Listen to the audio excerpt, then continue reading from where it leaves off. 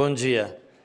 Eu e a minha assessoria, no nosso gabinete, elaboremos um projeto que se chama Bairro Limpo.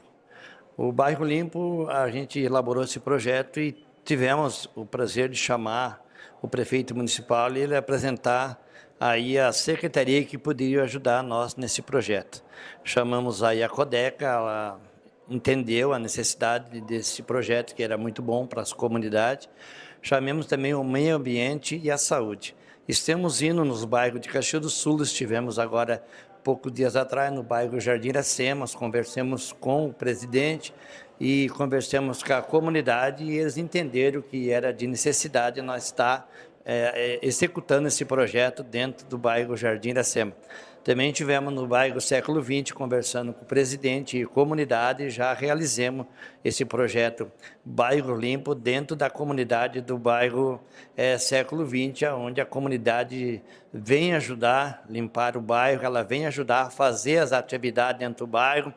Agora estamos no bairro Marilã com esse projeto, onde esse projeto está sendo muito bom, porque chamemos as escolas, chamemos as lideranças, chamemos o presidente, chamemos a comunidade para ajudar nesse projeto. Hoje nós temos à tarde pintando a praça do bairro Marilã, claro, com autorização do poder público, com autorização da Secretaria da Esmel, que estão junto com nós, realizando essa pintura na praça do bairro Marilã.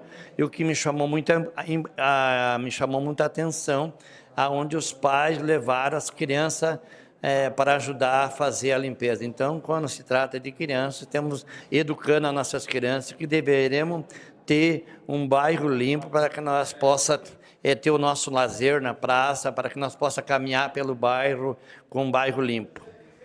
Obrigada, vereador. Um ótimo dia. Obrigado a todos e boa tarde.